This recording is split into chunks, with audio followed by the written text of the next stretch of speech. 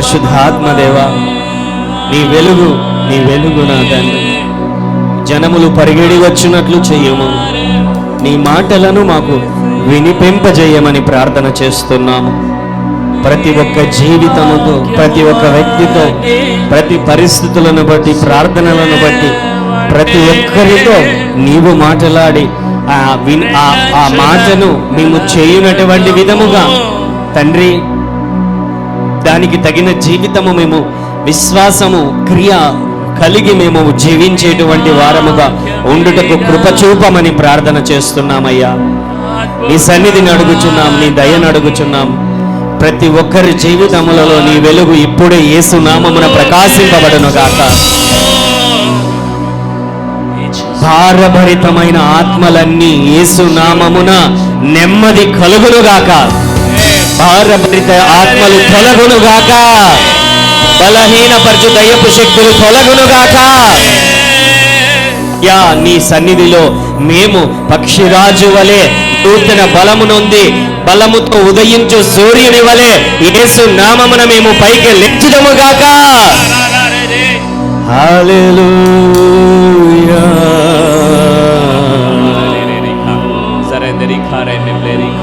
Thank you Lord Jesus, thank you Lord Jesus. పరిశుద్ధాత్మదేవా, నీ ఆత్మ చేత మా మాటలు నింపబడినట్లు, మా చెవులు నింపబడినట్లు, నీ ఆలోచనల చేత, నీ వాక్యము చేత మా హృదయము, మా మనస్సు, మా కనులు తండ్రి నింపబడినట్లు, మా జీవితం అంతయు నింపబడినట్లు తండ్రి చేయమని ప్రార్థన చేస్తున్నాము. నీ కృపను అడుగుచున్నాము తండ్రి. అయ్యా, ఇది నీ పరిచర్యలు. ఈ పరిచర్యలను నీవు దీవించుచున్నందుకు, వృద్ధిపరచుచున్నందుకు, విస్తరింపజేయుచున్నందుకు, నీ మాటలను మాకు వినిపింపజేయుచున్నందుకు, ఇంకొక నూతనమైన ఆత్మీయ స్థితిలోనికి, ప్రార్థనలలోనికి మమ్మల్ని నడిపించినందుకు నీకు వందనములు చెల్లిస్తున్నాము. నీ అద్భుత కార్యములు నా తండ్రి మా మధ్య నీవు జరిగించుచున్నామయ్యా. నీ పరిశుద్ధమైన రక్తము కిందికి వస్తున్నామయ్యా. మా అతిక్రమములను, దోషములను, పాపములను, అపరాధములను, తరతరముల పాప శాపములను నీవు క్షమించి నీ పరిశుద్ధమైన రక్తము చేత కొట్టివేసినందుకు, మా మనస్సాక్షిని నీ పరిశుద్ధ రక్తము చేత కడిగి వేసినందుకు వందనములు చెల్లిస్తున్నాము తండ్రి. అయ్యా, నీ కృప చేత, నీ రక్తము చేత, నీ సన్నిధిలో ప్రభువా నీ యొక్క పరిశుద్ధమైనటువంటి జనాంగముగా మమ్మను ముద్రించినందుకు, మాకు ముద్ర వేసినందుకు వందనములు చెల్లించుచున్నాము తండ్రి. పరిశుద్ధాత్మదేవ, పరిశుద్ధాత్మదేవ, నీ ఆత్మ చేత ఈ పరిచర్యలను ముందుకు కొనసాగించమని, ప్రతి ఒక్కరి హృదయముతో నీవు మాట్లాడమని, దర్శించమని యేసు నామమున ప్రార్థిస్తున్నాము తండ్రి. ఆమేన్. హల్లెలూయా, హల్లెలూయా. వస్తూ ఉంటున్నాడు అనమాట. గత వారమున మొదలుపెట్టాడు. మేమందరం భాషలలో దాదాపు 12 నుంచి 15 మంది యూత్ అందరూ కూడా ప్రార్థన చేస్తూ ఉన్నారు. ఆ అబ్బాయి చైర్లో కూర్చొని అటు ఇటు మాతో పాటి అలా ఇలా కూర్చోలేక, కంఫర్ట్ లేకోకుండా చాలా ఇబ్బంది పడుతూ ఉంటున్నాడు. కొద్దిసేపు ప్రార్థన మేమందరం చేస్తూ ఉన్నాము. మా మధ్యలో ఉంటున్నాడు. మేమందరం మోకాళ్ళ మీదకి ఆ పిల్లని కూర్చోడానికి పిలిచినప్పుడు కూడా అంతగా ఇష్టపడలేదు. ఆఖరికి కూర్చున్నాడు. కొద్దిసేపటికి నిన్న పంచుకున్నటువంటి సాక్ష్యం ఆ అబ్బాయి యూత్ మీటింగ్లో ఏంటి అని అంటే, కొద్దిసేపటికి అబ్బాయిలో ఉంటున్నటువంటి సమస్య అనేది తొలగిపోయింది. సమస్య ఏంటంటే, చాలా కాలముగా ఆ అబ్బాయి ఇట్లా చైర్లో కూర్చున్నప్పుడు ఇట్లా నిటారుగా కూర్చోనేలేడు, ఇలాగ వంగే కూర్చుంటాడంట. ఒకవేళ నిటారుగా ఇట్లా కూర్చోవడానికి ప్రయత్నించాడు అనుకోండి, మనం స్టిఫ్గా కూర్చున్నాం అనుకోండి, పెయిన్, వెన్నెముక సహకరించదు, తొందరగా నొప్పి వస్తుంది. బైక్ మీద కూర్చున్నప్పుడు వంగే కూర్చోవాలి, లేకపోతే ఎక్కడికైనా చైర్లో కూర్చున్నా కూడా కొద్దిగా ఇలాగ కూర్చోవాలి, ఇలాగ కూర్చోలేడు. హల్లెలూయా. ఎప్పుడైతే అభిషేకము శక్తి ఆ శరీరమును తాకిందో వెంటనే అది సంపూర్ణమైన విడుదల వచ్చింది. హల్లెలూయా, హల్లెలూయా. అంత మాత్రమే కదా, అది మొదలుకొని ఆ పిల్లోడు ప్రతిరోజు కూడా దేవునితో ఎక్కువ సమయం గడపడానికి, ప్రార్థన ఎక్కువ చేసుకోవడానికి మేమందరం మాతో అన్నాడు, మీరందరూ శనివారం కోసం ఎదురు చూడడం లేదేమో కానీ నేనైతే శనివారం కోసం ఎదురు చూస్తున్నా, ప్రార్థన కోసం అని చెప్పి అందరితో తన సాక్ష్యాన్ని పంచుకున్నాడు. హల్లెలూయా, దేవుని నామానికే మహిమ కలుగును గాక. విడుదల పొందుకున్నాడు. తన శరీరం మీద బలహీనపరిచేటువంటి అపవాది యొక్క శక్తి ఆ శరీరం మీద నుంచి కొట్టివేయబడింది. హల్లెలూయా. దేవుని యొక్క ప్రశస్తమైన సన్నిధిలో మనము మన హృదయములను సమర్పించుకున్నప్పుడు మన శరీరముల మీద ఉన్న రోగములు తొలగుతాయి, మన హృదయములలో ఉన్న భారములు తొలగుతాయి, మన మనస్సులలో ఉన్న గలిబిలి తొలగుతుంది. దేవుని యొక్క ఆత్మచేత మనము నింపబడి ఆ ఆత్మచేత మనము నడిపింపబడతాము. హల్లెలూయా. ఒక దేవుని యొక్క బిడ్డగా, ఒక ఆత్మచేత నడిపింపబడేటువంటి వ్యక్తిగా మన జీవితములలో ఎప్పుడైతే మనం ఆత్మచేత నడిపింపబడుతుంటామో దేవుని మాటలు సెలవిస్తున్నాయి, మనము సమృద్ధిలో కూడా నడుస్తాము అని. ఒక వాక్య భాగంలోనికి మనం వెళ్దాం. యెషయా 48వ అధ్యాయము 17వ వచనం. గత కొంతకాలముగా మనము దేవుని రాజ్యములో వినుట, దేవుని రాజ్యములో దేవుని మాటను విని నడుచుట. మొదటిగా మనము ఎలాగ దేవుని స్వరమును వినాలో మన ధ్యానాన్ని చాలా వారములుగా, దాదాపుగా నాకు తెలిసి ఇది 10వ వారం అనుకుంటాను, గత 3 నెలలుగా బహుశా మనం ఈ అంశము మీదనే ఎక్కువ ధ్యానాన్ని కొనసాగిస్తున్నాం. ఎందుకు ఈ అంశం మీద ఇంకా ఎంత దూరం పోతుందో నాకు తెలియదండి.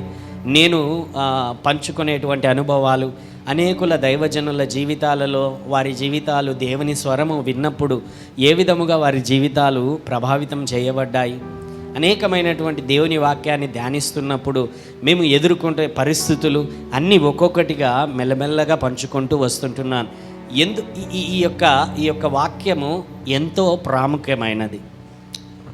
మన జీవితములలో ఉన్నతమైన స్థితిలోనికి వెళ్ళాలన్నా, అపవాది తీసుకొని వచ్చే శోధనలను, అడ్డు గోడలను దాటుకొని ముందుకు వెళ్ళాలంటే, మన జీవితంలో ఎదురయ్యే పరిస్థితులను దాటుకొని ముందుకెళ్ళాలంటే దేవుని యొక్క స్వరము వినకుండా చాలా కష్టపడాల్సి వస్తుంది, చాలా అసాధ్యము కూడా. అదే దేవుని మాట మనకు తోడై ఉన్నప్పుడు, చీకటిలో ఎలాగ అడుగులు వేయాలో మనకు తెలియనప్పుడు, మార్గము ఏ విధముగా అది ఉంటుందో తెలియనప్పుడు, గమ్యము మాత్రము దేవుడు చెప్పాడు, మార్గము మాత్రము అది అంత తేలికగా అయితే ఉండదు. హల్లెలూయా. ఆ మార్గంలో మనం నడవాలనంటే దేవుని యొక్క స్వరాన్ని మనము వినట నేర్చుకోవాలి. ఒక్క రోజుతో జరిగేటువంటిది కానే కాదు. ప్రతిరోజు కూడా మెల్లమెల్లగా చిన్న ప్రశ్నలు, దేవునితో ఎలా మాట్లాడాలనంటే నీకు తోచిన ప్రశ్నలు అడుగు. ప్రశ్నలు కొన్నిసార్లు నువ్వు వేసే ప్రశ్నలు వెర్రిగా ఉన్నా పర్వాలేదు. చిన్నపిల్లలు వేసే ప్రశ్నలు మనకు వెర్రిగానే ఉంటాయి కదండి. మనం కోపడతామా? అరే అట్లా కాదురా, ఇలాగా అని చెప్పి వాళ్ళకి అర్థమయ్యేలాగా పెద్దలుగా, తల్లిదండ్రులుగా పిల్లలకు అర్థమయ్యేలాగా చెబుతాం. మరి దేవాది దేవుని ముందట, మన తండ్రి ఎదుట మనం అందరం చిన్నపిల్లలమే కదా, అవునా కాదా?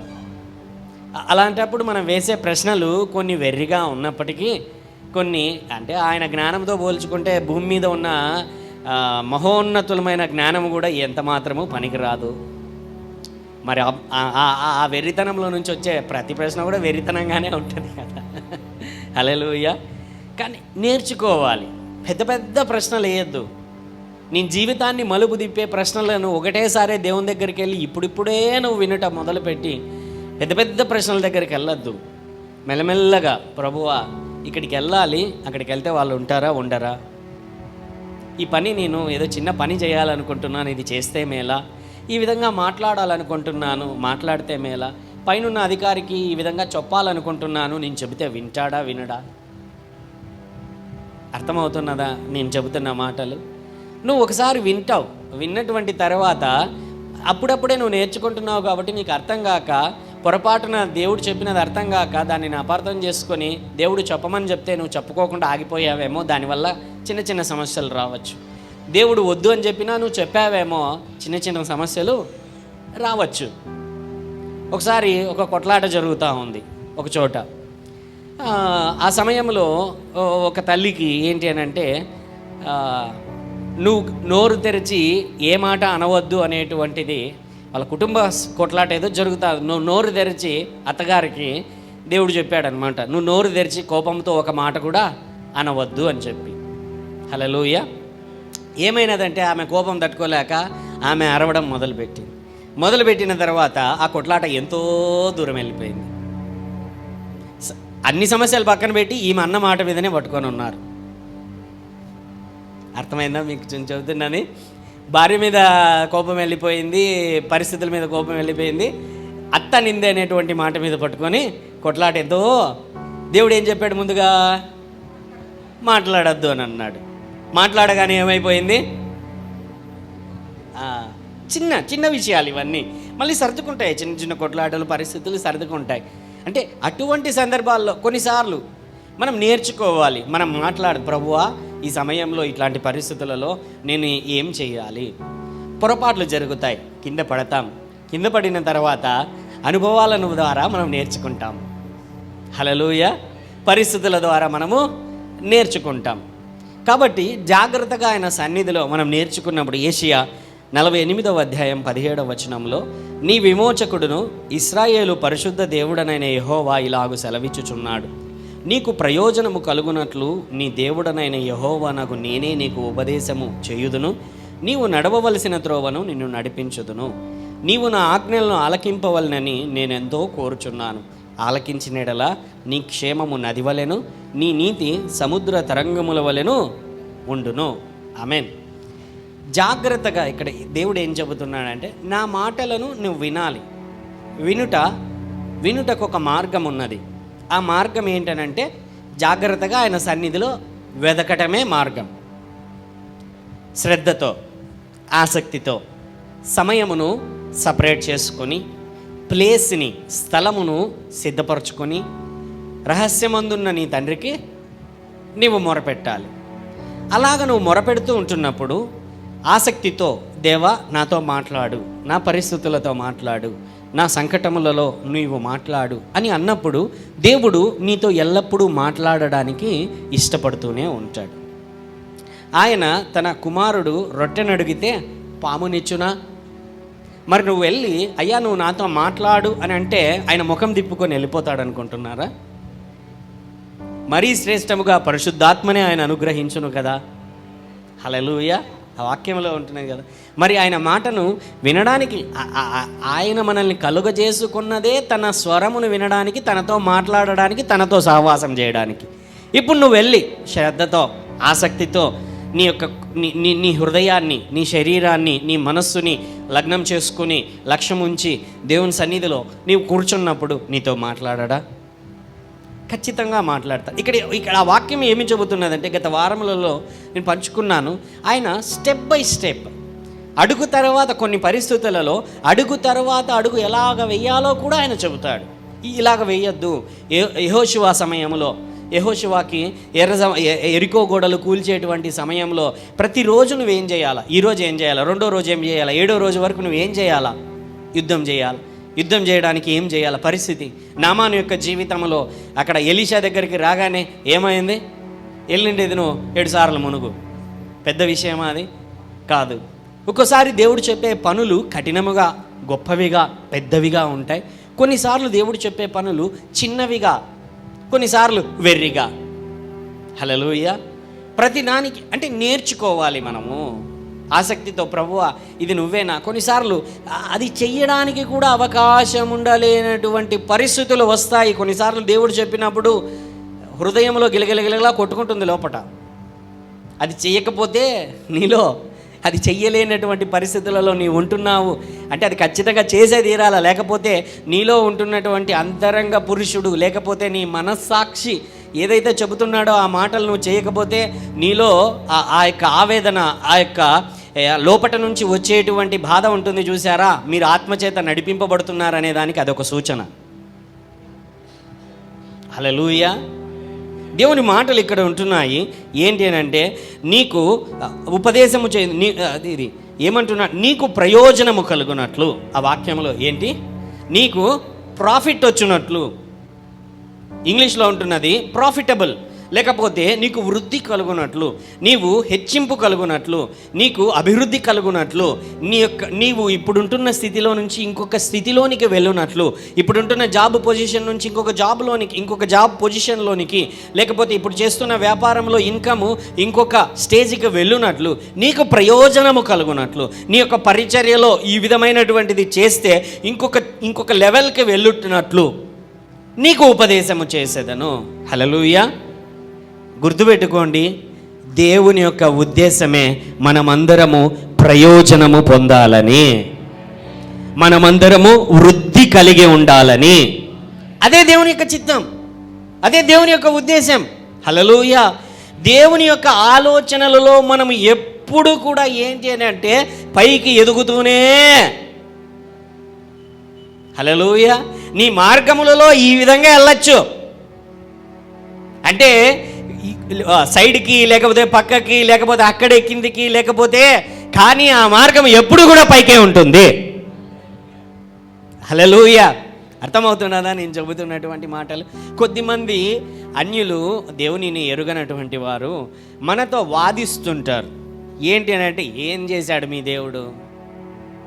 నీ కష్టాలు తీరినాయా? నీ కన్నీళ్ళు తీరినాయా? నీ బాధలు తీరినాయా? నీ పిల్లలు ఇంకా మారలేదే? నీకు ఇంకా అప్పులు తీరలేదే? నీకు సమస్యలు తీరలేదే? హల్లెలూయా. అనగానే కొద్దిమంది అపనమ్మిక ఉన్నటువంటి వాళ్ళు, అవిశ్వాసం ఉన్నటువంటి వాళ్ళు, అవును కదా, ఏమండి, నీలో నమ్మకం ఉందా, అపనమ్మిక ఉన్నదా? నీ నోట నుండి వచ్చేటువంటి మాటనే ఒక కొలబద్దలాగా, ఒక స్కేల్ లాగా నిలబడుతుంది. ఆ సమయంలో నీకు శ్రమలు రావు అనేటువంటి మాట దేవుడు చెప్పలేదు బైబిల్లో. నీకు ఇబ్బందులు ఎదురు కావు అనేటువంటి మాట దేవుడు చెప్పలేదు.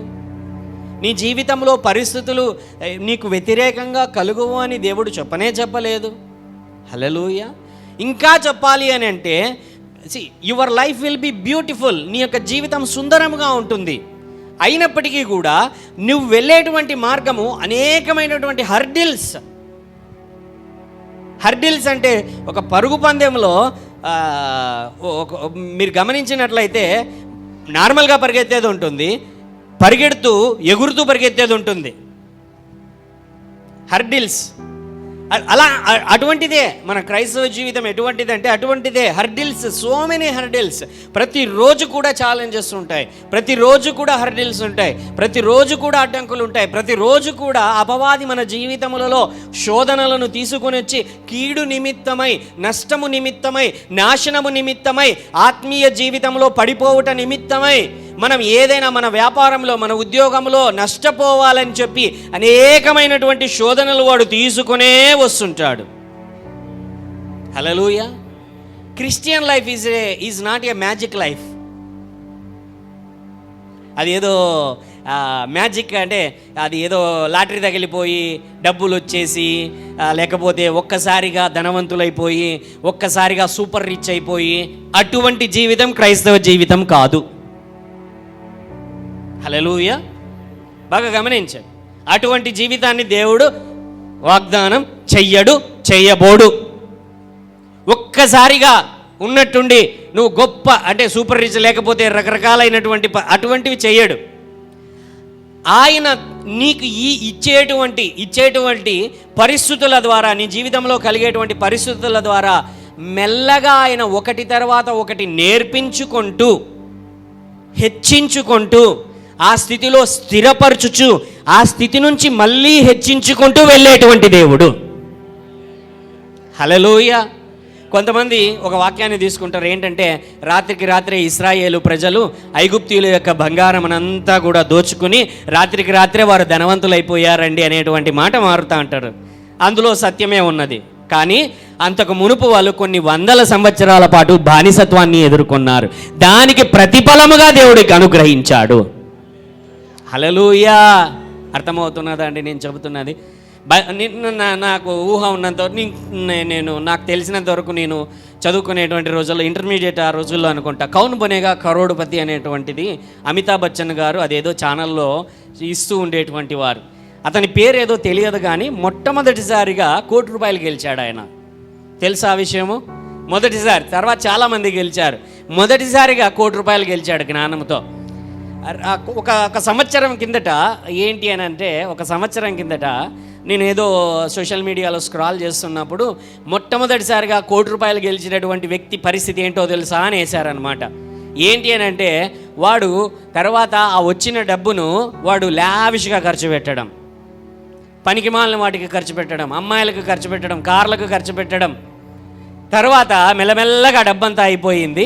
డబ్బులు లేక అప్పుల పాలైపోయాడంట. ఇప్పుడు అప్పుల పాలైపోయి ఉండేటువంటి కార్లు కొన్నటువంటివి అన్నీ కూడా అమ్మేసుకొని జీవితాన్ని సర్వనాశనం చేసుకొని బికారిలాగా బతుకుతున్నాడంట. ఎలాగా? బికారిలాగా. ఏమీ నేర్పించకోకుండా, ఏ శ్రమ తెలియకోకుండా, ఏ విధమైనటువంటి పెయిన్ తెలియకోకుండా ఒక్కసారిగా నీ జీవితంలో నీకు డబ్బు వచ్చిందా? ఒక్కసారిగా నువ్వు సూపర్ రిచ్ అయిపోయావా? హల్లెలూయా. ఎంతో కాలం ఆ నడిమంత్రపు సిరి నిలవదు. హల్లెలూయా. దాన్ని నువ్వు హ్యాండిల్ కూడా చేయలేవు, నీ చేత కూడా అది కాదు. అటువంటి పరిస్థితులలో నువ్వు ఉండాలనుకున్న అటువంటి విధానంలో ప్రభు, కొంతమంది ప్రార్థన చేసే ప్రభు మనకు లాటరీ టికెట్ ఇచ్చి దేవుడు అట్లా నడిపించడు. హల్లెలూయా. దేవుడు స్టెప్ బై స్టెప్ ఎప్పుడు కూడా కృప వెంబడి కృప, అడుగు తర్వాత అడుగు, ఒక్కొక్క రోజున దేవుడు నీ ఆత్మీయ స్థితిలో నిన్ను హెచ్చించుకుంటూ వెళ్తాడు. కొంతమంది వచ్చి నీ ఏం చేశారయ్యా నీ దేవుడు అని అంటే, అయ్యా వాళ్ళతో చెప్పు, గత 5 సంవత్సరముల క్రితం నీ జీవితం ఎలాగుంది, ఇప్పుడు ఎలాగుందో చెప్పు. ఇంకా చెప్పు, నేను ఇప్పుడు ఇలాగుంటున్నాను కదా, నా దేవునితో కలిసి నేను నడుస్తున్నాను, రాబోయేటువంటి 5 సంవత్సరముల తర్వాత నా జీవితం ఎలాగుంటుందో నువ్వు చూడు అని వాళ్ళతో చెప్పు. ధైర్యంగా నువ్వు చెప్పు. నీ దేవుడు నిన్ను, నన్ను, అందరినీ ఆయన మార్గంలో నడిచినేలా బహుగా హెచ్చించేటువంటి గొప్ప దేవుణ్ణి మనం కలిగి ఉన్నాము.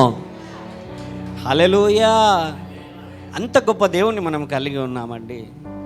ఆయన మాటను వినుటలో గత వారం పంచుకున్నాను. అపార్థం చేసుకొనవద్దు. లోక సంబంధమైన మార్గములు, లోక సంబంధమైనటువంటి పరిస్థితులు, లోక సంబంధమైనటువంటి విషయములతో నీ యొక్క ఆ మార్గములలో నీవు నడవకూడదు, ఆ మార్గముల వైపున వెళ్ళకూడదు. ఓపెన్ చేసేసి బైబిల్ ఉన్నట్టుండి నీకు చదువు రాదు, నీకు జ్ఞానం లేదు, అంత తెలియదు, ఇంక ఎలాగ దేవుడు మాట్లాడుతాడంటే కొన్నిసార్లు మాట్లాడిండొచ్చు. అలాగా నువ్వు చదువుకున్నావు, వాక్యం చదువుతున్నావు, ఆదివారం ఆరాధనకు వస్తుంటున్నావు, తెలుసుకుంటున్నావు, ఇప్పుడు కూడా నేను అలాగనే తెరుస్తాను అని అంటే గత వారంలో పంచుకున్న కొన్ని వాక్యాలు అవన్నీ వస్తాయి. హల్లెలూయా. లాటరీ చీటీలు వేయకండి.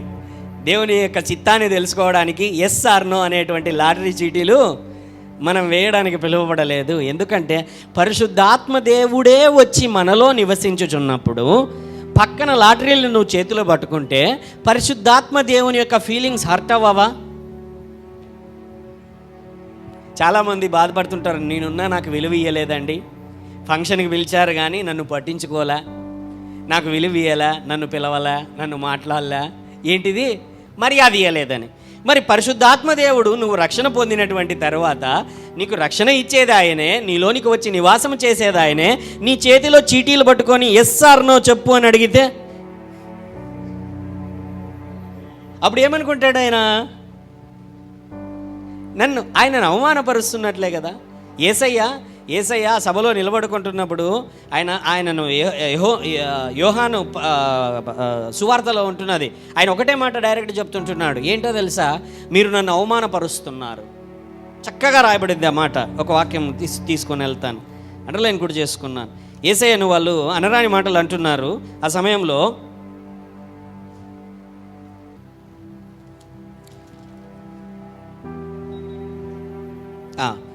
ఎక్కడనంటే 8వ అధ్యాయము 49వ వచనంలో ఎంత చక్కగా అండి. యేసు, నేను దయ్యము పట్టిన వాడను కాను, నా తండ్రిని గణపరచువాడను, మీరు నన్ను అవమానపరచుచున్నారు. ఏమంటున్నాడు ఆయన? చెప్తున్నాడు డైరెక్ట్గా, మీరు నన్ను అవమానపరుస్తున్నారు. హల్లెలూయా. మనము పరిశుద్ధాత్మ దేవుణ్ణి మనలో ఉంచుకొని మనం ప్రార్థన చేయుచుంటుండగా వేరే మార్గాలను వెతుక్కుంటూ మనం వెళ్ళి మన భవిష్యత్తును గురించి లేకపోతే వేరే పద్ధతులలో మనము మన జీవితాన్ని గురించి తెలుసుకోవాలి అనుకుంటే ఆయనను మనము అవమానపరిచినట్టే కదా. అవునా కాదా? ఆలోచించండి. హల్లెలూయా. సరైన విలువ మనం ఇవ్వాలి కదా. ఆయన ఒక ఆయన ఇంటికి వెళ్ళింటాడు అనమాట. ఏంటి అని అంటే భోజనానికి వెళ్ళింటాడు. అంతలోపల ఒక అపవిత్రురాలు, ఒక స్త్రీ వచ్చి ఆయన పాదములను ముద్దాడుతుంది, అత్తరు పోస్తుంది, తన యొక్క కురులతో ఆమె వాటిని క్లీన్ చేస్తుంది. అప్పుడు ఆ పక్కన ఉంటున్నటువంటి వ్యక్తి ఏమంటాడంటే, ఈమె ఎటువంటిదో ఈమెకు తెలియదా అని మనసులో అనుకుంటాడు. మనసులో అనుకుంటానే యేసయ్య ఏమంటాడంటే, చూడయ్యా, నేను నీ ఇంటికి వచ్చినాను, నువ్వు కాళ్ళు కడుక్కునేకి నీళ్ళు ఇయ్యలేదు, నాకు తగినటువంటి గౌరవం ఇయ్యలేదు. హల్లెలూయా. విలువ దేవుడే కోరుకుంటున్నాడు. మనుషులమైన మనం కూడా కోరుకోవడంలో ఏ విధమైన హల్లెలూయా. అందుకనే మనకు వచ్చినటువంటి వారు చిన్నవారైనా పెద్దవారైనా ధనికులైనా ఆర్థికముగా ఎదిగేటువంటి వారైనా తక్కువ స్థితిలో ఉంటున్న అందరినీ కూడా మనం గౌరవించాలి. దేవుని రాజ్యంలో గౌరవించాలి, ఇంటికి వెళ్ళినప్పుడు గౌరవించాలి. యేసయ్యనే అడుగుతున్నాడు, ఇంటికి వచ్చాను, నువ్వు నా కాళ్ళు కడుక్కునేకి నీళ్ళు ఇచ్చావా? ఆయన ఒక మాట అంటున్నాడు, అవమానపరుస్తున్నారు. ఎప్పుడైతే దేవుని పక్కన పెట్టి మన ఆలోచనల ప్రకారం మనం వెళ్తుంటామో దేవుడు అంటున్నాడు, మీరు నన్ను అవమానపరుస్తున్నారు. హల్లెలూయా. ఎప్పుడైతే పరిశుద్ధాత్మ దేవుడు మనలో ఉంటాడో ఆయన అడుగుదామండి. కింద పడినా పర్వాలేదు, కొన్నిసార్లు గాయాలైనా పర్వాలేదు, కొన్నిసార్లు ఇబ్బందులు పడినా పర్వాలేదు, మెల్లమెల్లగా ప్రతిరోజు కూడా మనం నేర్చుకుంటూ మనం ముందుకు వెళ్ళగలము. హల్లెలూయా. శ్రమలున్నాయి, ఇబ్బందులు ఉన్నాయని మాత్రము భయపడవద్దండి. అదే దేవుని యొక్క మార్గము. అక్కడ దేవుడు మనల్ని నేర్పిస్తాడు. ఇంకా చెప్పాలి అని అంటే అదే దేవుని యొక్క విజయకరమైన మార్గము. అర్థమవుతున్నదా నేను చెబుతున్న మాటలు? దేవుడు నీకు సమృద్ధినిచ్చే మార్గమే శ్రమల గుండా వెళ్ళే మార్గము. దేవుడు నీకు విజయం ఇచ్చేటువంటి చోటే శ్రమల గుండా వెళ్ళేటువంటి మార్గము. దేవుడు నిన్ను హెచ్చించేటువంటి స్థలమే శ్రమల గుండా, ఇరుకుల గుండా, ఇబ్బందుల గుండా వెళ్ళేటువంటి మార్గము. ప్రయాణం ఎప్పుడు కూడా మనం అనుకున్నంత సులువుగా అయితే ఉండదు. నువ్వు ఏ నుంచి బీకి, బి నుంచి సికి, సి నుంచి డీకి, డి నుంచి ఇలాగేసుకుంటావు. జెడ్కి సింపుల్గా సాధారణంగా జెడ్ వరకు ఇలాగ వెళ్ళిపోవాల లైను అని. ఫస్ట్ ఏ నుంచి జెడ్కి తీసుకెళ్తాడు దేవుడు, మళ్ళీ బీకి తీసుకొస్తాడు, మళ్ళీ కిందికి తీసుకుపోతాడు, మళ్ళీ పైకి వెళ్ళిస్తాడు. నువ్వు అనుకున్నట్లు ప్రయాణము ఉండదు. ఆయన మార్గములు వేరు. మనం ఏదైతే బలం అనుకుంటున్నామో చివరిగా మనకు అర్థమవుతుంది అది ఎంత మాత్రమూ ఉపయోగము లేదు. నీకు యుద్ధములో ఏవైతే ఆయుధాలు, నీ స్వంత ఆయుధాలు ఉంటున్నాయో అవి బలము అని అనుకుంటాము, ఆఖరికి తెలుస్తుంది అవి ఎంత మాత్రం ఉపయోగం లేదు. నీ పక్షంలో యుద్ధము చేయువాడే నీకు బలము కలగజేయువాడు. హల్లెలూయా. కొన్నిసార్లు అందుకనే దేవుడు అంటాడు, నాయన నీవు యుద్ధంలో పాల్గొని నీ ఆయుధాలు ఉపయోగించద్దు, నీ పక్షాన నేను యుద్ధము చేస్తాను. యుద్ధము నాది. ఎవరిది? యుద్ధము యెహోవాదే. హల్లెలూయా. మన జీవితములలో సక్సెస్ఫుల్ లైఫ్ అంటే, నిన్న కూడా పిల్లలతో పంచుకుంటున్నాను, సక్సెస్ఫుల్ లైఫ్ అని అంటే మనము ఏదో ఆలోచించి ఆ ప్లేస్లోనికి, కొద్దిమంది లోకంలో ఉన్నటువంటి వాళ్ళు ఫలానా కంపెనీలో కొడితే సక్సెస్ఫుల్ లైఫ్, ఫలానా బిజినెస్ స్టార్ట్ చేస్తే సక్సెస్ఫుల్ లైఫ్, ఫలానా అమ్మాయిని పెళ్లి చేసుకుంటే సక్సెస్ఫుల్ లైఫ్, ఫలానా చోటన అమెరికాలోనో ఇంగ్లాండ్లోనో ఫ్రాన్స్లోనో జాబ్ వస్తే సక్సెస్ఫుల్ లైఫ్, లేకపోతే ఫలానా గవర్నమెంట్ పొజిషన్లో ఉంటేనే సక్సెస్ఫుల్ లైఫ్. వాళ్ళ జీవితంలో సక్సెస్ అక్కడ చూస్తున్నారు, అదే వారి జీవితంలో విజయం అనుకుంటున్నారు. ఎస్, దేవునిని ఎరుగనటువంటి వారి జీవితంలో అదే సక్సెస్, తప్పేమీ కాదు. కానీ దేవుడు చూచేటువంటి సక్సెస్, నీకు ఇవ్వాలనుకుంటున్న సక్సెస్, నీవు పొందుకోవాలనుకుంటున్న సక్సెస్ దేవుని చిత్తములోనే ఉంటున్నది. హల్లెలూయా. హల్లెలూయా. కొన్నిసార్లు నీవు అనుకున్నది కాకపోవచ్చు, అది దేవుని యొక్క చిత్తములో నుంచే నువ్వు తెలుసుకోవాలి. ఆమేన్. హల్లెలూయా. అనేకమైన మార్లు దేవుని యొక్క వాక్యములో, అనేకమైన సందర్భములలో దేవుడు కొందరికి కొన్నిసార్లు కొన్ని మాటలే చెబుతాడు. పౌలు జీవితము ఉన్నది, అలాగే పౌలు కనులు తెరిచినటువంటి అననీయ జీవితం ఉంటున్నది. అవునా? అననీయ పని ఏంటి? పౌలు దగ్గరికి వెళ్ళి కళ్ళు తెరవడమే. హల్లెలూయా. అంటే అతని కళ్ళు మూయబడ్డాయి, పొరలుగా అతని యొక్క కళ్ళంతా మూయబడ్డాయి. అననీయ అక్కడ ఒకటే మనం చూస్తాం, తర్వాత చూస్తామా? చూడము. కానీ అతడు దేవుని చిత్తాన్ని నెరవేర్చాడు. తన విశ్వాసాన్ని అతను కాపాడుకున్నాడు. ఆమేన్. ఆ తర్వాత పౌలు ఉన్నాడు. పౌలు దేవుడు పిలిచినప్పుడు ఎలాగ పిలిచాడంటే, నా నామము రాజుల ఎదుటను అధికారుల ఎదుటను రాజ్యం ఎదుటను ప్రకటించుటకు, నా నామము నిమిత్తము శ్రమలు అనుభవించుటకు. ఎందుకు చెప్పండి పక్కన వాళ్ళతో. ఎందుకు? నా నామము నిమిత్తము సూపర్ రిచ్ అగుటకు కాదు, నా నామము నిమిత్తము. హల్లెలూయా. ఒక్కొక్కరిని ఒక్కొక్క విధంగా దేవుడు. అబ్రహామునేమో బహుధనవంతుడిగా చేశాడు, లేదనలేదు దేవుని వాక్యము ఉన్నది. ఆమేన్. కొందరిని, అందరినీ కాదండి, అందరినీ కాదు, కొందరిని కొన్ని సమయాల్లో కొన్ని పరిస్థితులలో, అయ్యా ఈయన జీవితంలో అన్ని శ్రమలు ఉంటున్నాయా, ఈ దేవుడు వాళ్ళకి ఏమీ చేయలేదంటే, అయ్యా ఆ శ్రమలు అనుభవించి దేవుని నామాన్ని ఘనపరచడానికే అతన్ని పిలుచుకున్నాడేమోనయ్యా. హల్లెలూయా. అతని జీవితంలో భయంకరమైనటువంటి సంఘటనల గుండా, సమస్యల గుండా, ఇరుకుల గుండా తన యొక్క జీవితం చిన్నాభిన్నం అయిపోయిన తరువాత అతడు దేవుని పరిచర్యలో స్థిరపరచబడి అనేకులకు మార్గము చూపునట్లు వెలుగుగా ఉండుటకు పిలుచుకున్నాడేమోనయ్యా. హల్లెలూయా. అర్థమవుతున్నదా అండి నేను చెబుతున్నటువంటి మాటలు? అనేకమైన పరిస్థితులు అండి. దేవుని ఒకానొక రోజు వస్తుంది, ప్రతి ఒక్కరూ దేవుని దగ్గర నిలబడాల్సిందే. నిలబడినప్పుడు దేవుడు ఓపెన్ చేస్తాడు అనుకుందాం. సక్సెస్ అయ్యావా లేదా నీ లైఫ్లో? ఆమేన్. సక్సెస్ అయ్యావా లేదా అని అనడానికి దేవుడు ఉంచేటువంటి కొలబద్ద ఏంటో తెలుసా? ఆయన చెప్పిన మాట ప్రకారము నీవు బ్రతికావా లేదా, అదే నీ జీవితం మీద దేవుని ఎదుట సక్సెస్ నిర్ణయిస్తుంది. హల్లెలూయా. వేరేది ఏది కూడా, ఏ మార్గము కూడా, ఏ పరిస్థితి కూడా దేవుని ఎదుట విజయమును అది నీ మీద అది ఎన్నటికీ అది జరగదు. కేవలం ఏర్పాటు చేసిన దేవుని యొక్క మార్గములోనే నీ జీవితము సక్సెస్ అవుతుంది. నీకు కావలసినది దేవుడు అనుగ్రహిస్తాడు. నెమ్మదినిస్తాడు, ధైర్యమునిస్తాడు, సంతోషమునిస్తాడు, కృపనిస్తాడు. పరిస్థితులన్నీ కూడా నీకు అనుకూలపరుస్తాడు. ఇరుకులు, ఇబ్బందులు, శ్రమలు, శోధనలు వచ్చినా వాటిని జయించుటకు బలమును ధరింపజేయువాడు మన దేవుడే. ఆమేన్. హల్లెలూయా. కాబట్టి అడుగుదాం దేవుణ్ణి అడుగుదాం. దేవా, నీ ఉద్దేశములో సక్సెస్ అంటే ఏంటో, నా జీవితం మీద ఏదైతే సక్సెస్ నువ్వు అనుకుంటున్నావో అదే నాకు దయచేయి. చిన్నదైనా పర్వాలేదు, పెద్దదైనా పర్వాలేదు. ఆమేన్.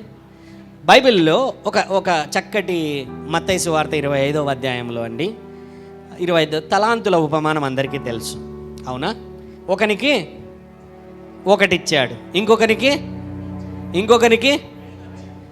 హల్లెలూయా. రెండో వాని దగ్గరికి, ఇప్పుడు మొదటి కథ పక్కన పెట్టేద్దాం అని, వాడు లిస్టులో లేడు వాడు. రెండో వాని దగ్గరికి వెళ్ళాడు. రెండో వాని దగ్గరికి వెళ్ళి ఏం చేశాడు? రెండును వాడు ఏం చేశాడు? హల్లెలూయా. 5ను 10 చేశాడు. రెండో వాని దగ్గరికి వెళ్ళి దేవుడు నువ్వెందుకు 10 చేయలేదనే ప్రశ్న వేశాడా? బాగా ఆలోచించండి, ఇక్కడ తేడా అర్థమవుతున్నదా నేను చెబుతున్న మాటలు? దేవుడు ఏదైతే నీ జీవితంలో ఉంచాడో దానిని ఏమి చెయ్యాలనుకుంటున్నావో దానిని చేస్తే చాలు. బలా నమ్మకమైన నా మంచి దాసుడా. హల్లెలూయా. అర్థమైందా? దేవుని ఉద్దేశం ఏమున్నదో అతని పైన అది నెరవేర్చబడింది. 2 ఉన్నవాడు 4 చేశాడు, 5 ఉన్నవాడు 10 చేశాడు, దాన్ని ఇంక్రీజ్ చేశాడు. అంటే దేవుడు ఏదైతే ఆశించాడో అది చేశాడు అతను, అంతే. అది చేసినందుకు దేవుడు ఏమంటున్నాడు? భలా నమ్మకమైన మంచి దాసుడా. ఎవడైతే చెయ్యలేదో, హల్లెలూయా, ఎవడైతే చెయ్యలేదో, చెయ్యకపోగా వాడేమంటున్నాడు? దేవుని మీదనే నిందలు మోపుతున్నాడు. నువ్వు విత్తని చోట కోయివాడవు. హల్లెలూయా. నీవు కఠినుడవైన వాడవని ఏమంటున్నాడు మరి? లోకములో పడిపోయి, లోక మార్గములలో వెళ్ళిపోయి, దేవా నువ్వు నాకేం చేశావు, నా పరిస్థితి ఇంతేనా అని, లేకపోతే దేవుని పైననే నిందలు మోపుతుంటారు చూడండి. వాళ్ళు ఎక్కడున్నారనంటే మొదటి తలాంతులకు చెందిన కోవలో ఉండారు. ఆమేన్. దేవుడు ఏదైతే ఇచ్చాడో దానిని మనము, ఏదైతే దేవుడు చెయ్యమంటున్నాడో దానిని మనము చేస్తే చాలండి. చాలా సంకుచితమైనటువంటి జీవితము మనది. మన లైఫ్ స్పాన్, మన లైఫ్ టైం చాలా చిన్నది. తరతరాలలో, యుగ యుగాలలో, ఇన్ని వేల సంవత్సరాలలో నీ జీవిత గమనము కాలము ఎంత? అర్థం చేసుకోనండి. బైబిల్ చెబుతుంది 120 ఏండ్లు, దావీదు చెప్తాడు 70-80 ఏండ్లు. హల్లెలూయా. మోషే 120 ఏండ్ల పైన బతికాడు. హల్లెలూయా. అంటే చెబుతున్నాను, మన జీవిత కాలం ఏదైతే ఇవ్వబడిందో చాలా చిన్నది. ఈ చిన్నదానికి దేవుడు ఏదో పెద్దదేం నీ దగ్గర నుంచి, నా దగ్గర నుంచి ఆశించడం లేదు. ఆయన ఏదైతే ఆయన ఆశిస్తున్నాడో అది నీ జీవితంలో నువ్వు చేసావనంటే చాలు. అదే సక్సెస్, అదే విజయం. దానిని చేయకోకుండా మనము నెపములు చూపుతూ, దేవుని ఎదుట అనేకమైనటువంటి పరిస్థితులను చెబుతూ, రీజన్స్ చెబుతూ మన జీవితములను మనము అగమ్య గోచరముగా, గమ్యమును చెడిన వారమై, ఉద్దేశము చెడిన వారమై, మనం వెళ్ళాల్సిన చోటుకు వెళ్ళకుండా తప్పిపోతున్నామా? జాగ్రత్త పడాలి మన జీవితాలు. హల్లెలూయా. దేవుని స్వరము వినుటలో గమనించండి, మనము దేవుని బిడ్డలము. బైబిల్లో ఒక మాట, 8వ అధ్యాయం, రోమా 8వ అధ్యాయము 14వ వచనం. రోమా 8వ అధ్యాయము 14వ వచనం. దేవుని ఆత్మచేత ఎందరు నడిపింపబడుదురో వారందరూ దేవుని కుమారులై ఉందురు. ఆమెన్. దేవుని ఆత్మచేత ఎందరు నడిపింపబడుదురో వారందరూ కూడా ఏంటంట? దేవుని కుమారులై ఉందురు. నేను చెబుతాను చూడండి, బాగా గమనించండి. పరిశుద్ధాత్మ దేవుడు ఉన్నాడు. ఆయనకు ఒక స్వరం ఉంది. మాట్లాడతాడు కదండి పరిశుద్ధాత్మ దేవుడు.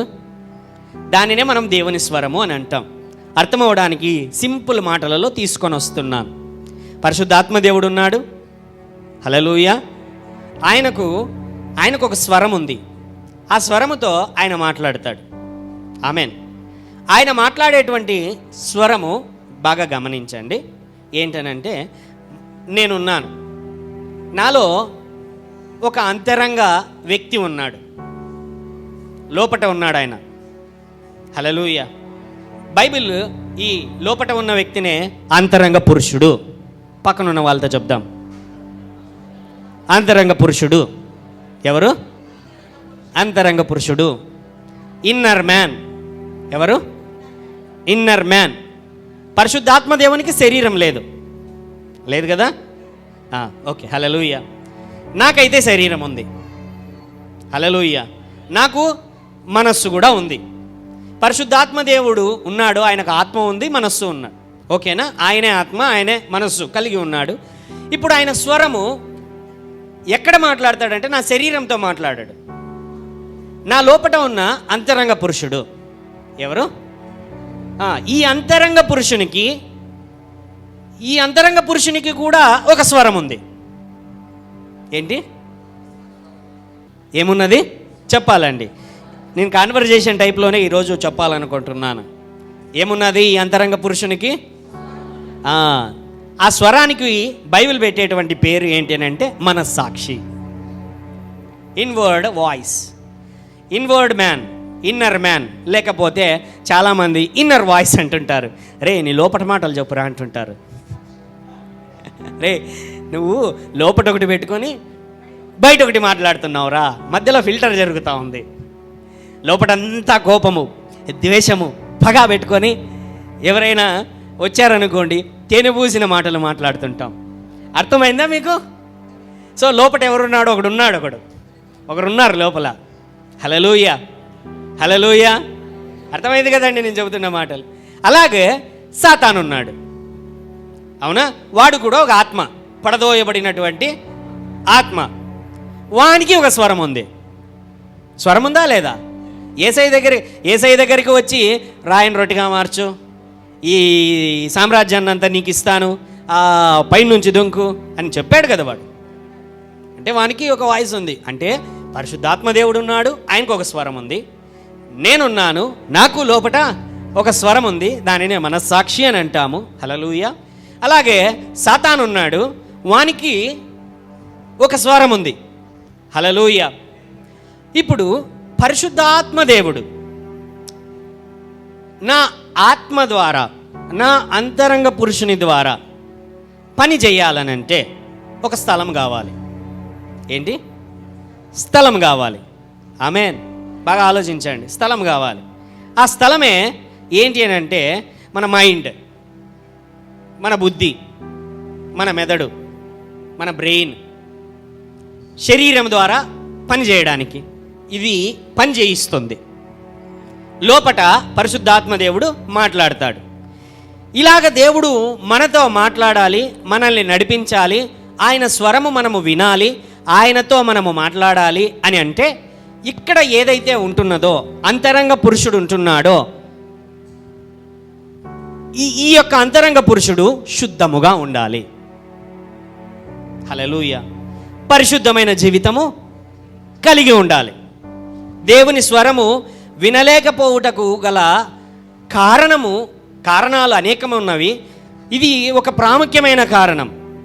పరిశుద్ధాత్మ దేవుడు నీలోనికి వచ్చి నివాసము చేయాలి అని అంటే, పరిశుద్ధాత్మ దేవుడు నీ అంతరంగ పురుషునితో నీ లోపట మాట్లాడాలి అని అంటే ఇది క్లీన్గా ఉండాలి, ప్యూర్గా ఉండాలి, పరిశుద్ధంగా ఉండాలి, పవిత్రంగా ఉండాలి. అప్పుడు పరిశుద్ధాత్మ దేవుడు నీలో ఎల్లప్పుడూ నివసించడానికి బైబిల్లో కొన్ని మాటలు ఉన్నాయి. మీరు దేవుని ఆలయమై ఉన్నారని మీరు ఎరుగరా? నీ శరీరము పరిశుద్ధాత్మ దేవుడు నివసించేటువంటి ఆలయమై ఉన్నదని మీరు ఎరుగరా? ఎవరు? పరిశుద్ధాత్మ దేవుడు నివసించేటువంటి ఆలయమై ఉన్నదని మీరు ఎరుగరా? పరిశుద్ధాత్మ దేవునితో మాట్లాడలేకపోవడానికి గల కారణం ఏంటనంటే ఇది శుద్ధముగా లేకపోవడము. నీ మనస్సు శుద్ధముగా లేకపోవడము. హల్లెలూయా. ఏం చేయాలయ్యా? ఈ మనస్సును శుద్ధి చేసుకోవాలన్నా, అంతరంగ పురుషుణ్ణి నీ మనస్సును నీట్గా పెట్టుకోవాలన్నా, క్లీన్గా పెట్టుకోవాలన్నా, క్లియర్గా ఉండాలంటే ఏం చేయాలనంటే ఎప్పుడు కూడా మనము దేవుని యొక్క మాటలను మన యొక్క మనస్సులోనికి, మన యొక్క అంతరంగ పురుషుడైన ఇన్నర్ మ్యాన్ లోనికి మనం ఎప్పుడు నింపుకుంటూ ఉండాలి. దేవుని సన్నిధిలో శ్రద్ధతో, ఎలాగా? డిలిజెంట్గా మనం ప్రార్థన చేస్తూ దేవుని యొక్క సన్నిధిని వెతుకుతూ ఉండాల. అప్పుడు ఏమవుతుందంటే మనలో ఉంటున్నటువంటి బేస్ లేకపోతే స్పేస్ లేకపోతే మనలో ఉంటున్నటువంటి స్థలము పరిశుద్ధాత్మ దేవుడు చక్కగా పని చేయడానికి, ఆయన స్వరము చక్కగా వినడానికి, ఆయన స్వరము గ్రహించుకోవడానికి, మనకు చక్కగా బలము పొందుకోవడానికి చాలా బాగుంటుంది. అర్థమవుతున్నది కదండి నేను చెబుతున్న మాటలు? సింపుల్గా నేను చాలా ఈ చిన్న విషయాలను చెప్పడానికి చాలా కష్టపడాలి. ప్రతి ఒక్కరికి చదువు రాని వారికి కూడా అర్థం అవ్వాలి అని అంటే అర్థమైందా? కొంతమంది చదువు వచ్చిన వారు ఇంతకుముందు చాలాసార్లు వినింటారు, కానీ చదువు రాని వారికి కూడా అర్థమయ్యేలాగా చెప్పాలనేదే నా ఆశ. హల్లెలూయా. అలాగే వాడున్నాడు దరిద్రుడు, దిక్కుమాలిన వాడు, దిగంబరుడు అని బైబిల్ చెబుతుంది. తిడతాడు పాస్టర్ గారు అనుకున్నారు. బైబిల్లో ఉన్నాయండి ఆ మాటలు. ప్రకటన గ్రంథము 3వ అధ్యాయంలో దరిద్రుడు, దిక్కుమాలిన వాడు, దిగంబరుడు. హల్లెలూయా. వాడు దరిద్రుడే, అబద్ధికుడే, దిక్కుమాలిన వాడే, లేకపోతే దిగంబరుడు. ఆయన బట్టలు ఊడబెక్కాడు కదా అప్పుడు ఆయన సిలువలో, అని జయించేశాడు. వానికున్న ఆయుధాలన్నింటినీ పీకి రోడ్లో ఊరేగించాడు ఆయన. హల్లెలూయా. వాడున్నాడు. వాడు పని చేయాలంటే వాడు కూడా నీలో పని చేయడానికి ఇష్టపడతాడు. వాని పని ఏంటనంటే నన్ను నాశనం చేయాలి. వాడు పని చేయాలంటే పరిశుద్ధత ఉంటే వాడు అడుగు పెట్టలేడు, వాడు రాలేడు నీ దగ్గరికి. పరిశుద్ధత అనేది అగ్ని లాంటిది, వాడిని కాల్చివేస్తుంది. వాడు అడుగు పెట్టడానికి వీలు లేదు. అప్పుడు వాడు ఏం చేస్తాడంటే మెల్లగా శోధనలను తీసుకొని వస్తాడు, పరిస్థితులను కలగజేస్తాడు, శోధనలన్నింటినీ తీసుకొని వస్తాడు. నీ జీవితంలో ఎలాగైనా సరే శోధనలు. వాడు పని చేయాలంటే పాపం ఉండాలా నీలో. దేవుడు పని చేయాలంటే పరిశుద్ధత అనేటువంటి స్థానం ఉండాలా. సాతాను పని చేయాలని అంటే వాడు బాగా నీ జీవితాన్ని నాశనం చేయాలి అనుకుంటే నీలో పాపం ఉండాలి. హల్లెలూయా. పాపం ఉన్నప్పుడే వాడు బాగా గ్రౌండ్లో ఆడుకుంటాడు, ఫుట్బాల్ లాగా నీ మైండ్ని ఆడుకుంటాడు. హల్లెలూయా. అర్థమవుతున్నది కదా నేను చెప్తున్న మాటలు? ఫుట్బాల్ లాగా నీ బ్రెయిన్ని వాడు కాలుతో తన్ని బాగా ఆడుకుంటాడు. వానికి గ్రౌండ్ ప్రిపేర్ చేయాలి అని అంటే వాడు ఏం చేస్తాడంటే, గ్రౌండ్ ఉండదు మనలో, వాడు ఏం చేస్తాడంటే శోధనలు తీసుకొని వస్తాడు. శోధనల్ని మనసుకు తీసుకొని వస్తాడు. ఏమి శోధనలు తీసుకొని వస్తాడు అనుకుంటున్నారా? ఉదయమున లేవగానే నీ బెడ్ మీదనే మొదలవుతుంది నీకు శోధన. ఏంటయ్యా శోధన? ప్రార్థన చేసుకోవాలా, పడుకోవాలా? హల్లెలూయా. ఏమి ఉదయాన్నే లేవగానే వాడు పక్కనే ఉంటాడు, ఉండి హల్లెలూయా ప్రభా స్తోత్రం నాయనా, నిద్ర వస్తుంది ప్రభా, ఈరోజు వదిలే నాయనా, రేపు మొదలు పెడతాను దేవా, ఈరోజు ఒక్కరోజు వదిలే ప్రభా, అలసిపోయాను దేవా, పనులు ఉన్నాయి నానా. ఏంటది? సో నీలో ఉన్న పరిశుద్ధతను తగ్గించడం, నీలో ఉన్న శక్తిని తగ్గిస్తుంది అది. అవునా కాదా? ఆలోచించండి. నువ్వు దేవుని దగ్గరికి వెళ్ళి నువ్వు ప్రార్థన చేసుకొని ఆయన మాట విన్నప్పుడు నువ్వు పరిశుద్ధతలో బలం నందుతావు. సాతానుకు అది ఇష్టం లేదు. పరిశుద్ధత ఉంటే వాడు నీ జీవితం మీద పని చేయలేడు. కాబట్టి నీలో వాడు ఒక గ్రౌండ్ను క్రియేట్ చేయాలా, పాపం అనేటువంటి స్థానమును క్రియేట్ చేయాలా. కాబట్టి ఉదయాన్నే మొదలు పెడతాడు. హల్లెలూయా. ఆదివారం రాగానే ఇంకా ఎక్కువ ఉంటుంది వానిది దాడి, మామూలుగా ఉండదు. ఆదివారము, శనివారం రాగానే ఇంకా దాడి. శనివారం పూటనే ఇంట్లో లేనిపోని కొట్లాటలు పెడతాడు. ఇంట్లో లేనిపోని కొట్లాటలు పెట్టి రేపు ఆదివారం సంఘానికి వెళ్ళాలనే పరిస్థితులే లేకోకుండా చేస్తాడు. వాస్తవంగా జరుగుతున్నదండి ఇది. మీరు నమ్మండి నమ్మకపోండి. చాలాసార్లు నాకు ఫోన్లు వస్తాయి, సాటర్డేనే వస్తాయి. ఏంటంటే మా ఇంట్లో గొడవలు జరుగుతున్నాయండి, మా ఇంట్లో ఇబ్బందులు ఉంటున్నాయండి. ఎందుకు? నువ్వు దేవుని సంఘానికి వెళ్ళడం వానికి, దేవుని మాటలు వినడానికి వానికి ఇష్టం లేదు. కాబట్టి వాడు ఏం చేస్తాడు? ప్రార్థన చేయండి ప్రభా, నీ దగ్గరకు రావాలనుకున్నప్పుడల్లా, దేవుని సంఘానికి రావాలనుకున్నప్పుడల్లా అడ్డంకులే అని అంటే, అవును వాడే తీసుకొస్తున్నాడు. వానికి గ్రౌండ్ కావాలి కదా, నీ జీవితం మీద పని చేయడానికి వానికి ప్లేస్ కావాలా, వానికి స్థలం కావాలా. ఆ స్థలము ఎప్పుడు? నువ్వు నీలో ప్రార్థన తగ్గినప్పుడు, వాక్యము తగ్గినప్పుడు, దేవునితో సహవాసము తగ్గినప్పుడు ఆటోమేటిక్గా నీ యొక్క జీవితం ఎండిపోవడం మొదలవుతుంది. ఫలము కలిగినదిగా ఉండాల్సినటువంటి చోటు, పరిశుద్ధముగా ఉండాల్సినటువంటి చోటు ఏమైపోతుంది? ఎండిపోవడం మొదలు పెడుతుంది.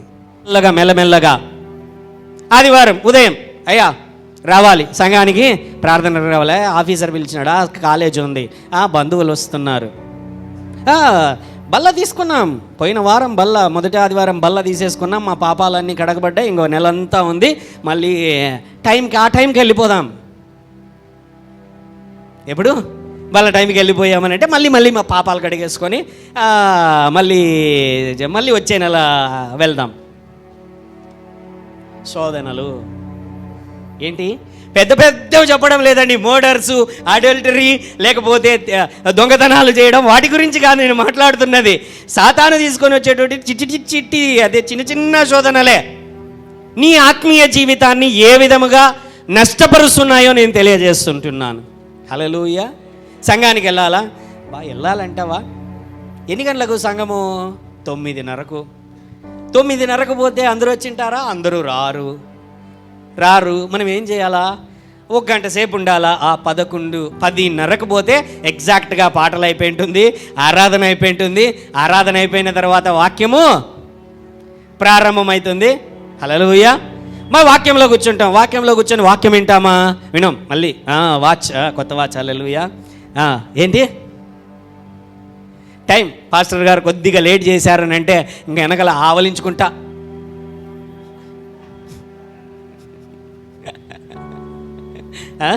పొరపాటున కాల్ వచ్చిందంటే అర్జెంట్ కాల్, ఆఫీసర్ కాల్ చేసినాడు, నేను వెళ్తాన్నా. గర్ల్ ఫ్రెండ్ కాల్ చేసింది, మళ్ళీ ఎత్తకపోతే అయిపోయి నాకు యుద్ధం జరుగుతుంది. అర్థమవుతున్నదా అండి? చిన్న విషయాలలోనే వాడు ఎలాగైపోయిందంటే, ఇప్పుడు వాడు ఒక్కొక్కరి దగ్గరకు వచ్చి గాలం వేసే బదులు అందరికీ వల వేయడం మొదలుపెట్టినాడు. వాడు ఎటువంటిది వల అని అంటే, సోషల్ మీడియా అనే వల, సీరియల్స్ అనేటువంటి వల. అవునా కాదా? ఆలోచించండి. స్త్రీలకు ఈ సీరియల్స్ అనేటువంటి వల వేసేసాడనమాట. మీ టైంనంతా తినేయడానికి వాడొక సీరియల్స్ అనే వల వేసేసాడు. పురుషులకంతా సోషల్ మీడియా అని, లేకపోతే యూట్యూబ్స్ అని, ఓటీటీస్ అని, లేకపోతే ఇంటర్నెట్ అనేటువంటి వల, యూత్లో ఉన్నటువంటి వాళ్ళందరికీ ఫ్యాషన్లని అవని ఇవని ఒక వల, చాటింగ్లని బ్రౌజింగ్లని ఒక వల వేసేస్తున్నాడు. నీ దగ్గరకు వచ్చి వాని టైం వేస్ట్ కాదు, నీ ఒక్కనికేనా? జనాభా పెరిగిపోతుంది ప్రపంచవ్యాప్తంగా, వాళ్ళ జనాభా అయితే పెరగదు కదా. అప్పుడు ఎంతమంది పడదోయబడ్డారో అంతే ఉంటారు, పెరగరు కదా వాళ్ళు. వాళ్ళకు కూడా పని ఎక్కువైపోయింది, ఇప్పుడు జనాభా పెరిగిపోయింది. ఒక్కొక్కరిని టార్గెట్ చేయాలంటే కష్టమైపోయింది సాతాను యొక్క దూతలకి, సాతానికి. కాబట్టి వాడు ఏం చేస్తున్నాడు? కనుగొనబడినటువంటి టెక్నాలజీని వాని కొరకు ఉపయోగించుకుంటున్నాడు, వాని ద్వారా వాడు వాడుకుంటున్నాడు. నీలో వాని బేస్ని క్రియేట్ చేయడానికి, నువ్వు ఎండిపోయేలాగా ఉండడానికి. హల్లెలూయా. ఆదివారం ఆరాధనకు వచ్చావు, నువ్వు ఆర్థికంగా వృద్ధి చెందాలి. ఆర్థికంగా వృద్ధి చెందాలి అని అంటే దేవుని యొక్క వాక్య ప్రకారము నీవు కానుకలను, అర్పణలను, దశమ భాగములు నువ్వు సమర్పించాలి. సమర్పించుకోకుండా ఇప్పుడు సమర్పిద్దామా? శోధన, అబ్బా ఖర్చులు ఉన్నాయి, ఇంటి వాడికి కట్టాలా, రెంట్ కట్టాలా, పిల్లల ఫీజులు ఉంటున్నాయి, అప్పులోళ్ళు ఉంటున్నారు, ఆ పరిస్థితులన్నీ వస్తున్నాయి. అయ్యా, వాటన్నింటినీ తట్టుకొని ఉన్నతమైన స్థితిలోనికి వెళ్ళడానికే దేవుడు ఈ మార్గాన్ని కలగజేశాడు. ఆ పని చేయకోకుండా నీకు శోధన, ఆ పని కలుగకోకుండా మనం అనుకుంటాం, ఒక నెల ఇవ్వకపోతే, 2 నెలలు ఇవ్వకపోతే, 3 నెలలు లేకపోతే ఏమీ కాదులే, మళ్ళీ మొదలు పెట్టుకుందాంలే. హల్లెలూయా. ఎక్కడో ఒక చోట మనము వానికి స్థానం ఇచ్చినట్లయితే దాని వలన కలిగేటువంటి పరిస్థితి మన జీవితంలో భవిష్యత్తులో కానీ, ఎప్పుడో కానీ, ఎక్కడో కానీ మనకు అడ్డంకులుగా అవే ఏర్పడేటువంటి అవకాశాలు ఉన్నాయండి. అర్థమవుతున్నదా నేను చెబుతున్నది? ప్రార్థనలో ఎదగకోకుండా నిన్ను శోధిస్తాడు, వాక్యము చదవుకోకుండా నిన్ను శోధిస్తాడు, నీ శరీరము పాపము చేయునట్లు వాడు శోధిస్తాడు, నీవు ఆర్థికంగా ఎదగకోకుండా ఉండునట్లు వాడు శోధిస్తాడు. నువ్వు ఆర్థికంగా ఎదిగితే నువ్వు సువార్తకు ఉపయోగపడతావు అని చెప్పి, నువ్వు ఆర్థికంగా ఎదగకుండా ఉండాలి అని చెప్పి, నీవు దేవుని రాజ్యానికి మొదటగానే నీకు ఇరుకులు ఇబ్బందులు ఉన్నప్పుడు నువ్వు ఇవ్వకోకుండా నీవు దాచిపెట్టుకో అని చెప్పి వాడు శోధిస్తాడు. హల్లెలూయా.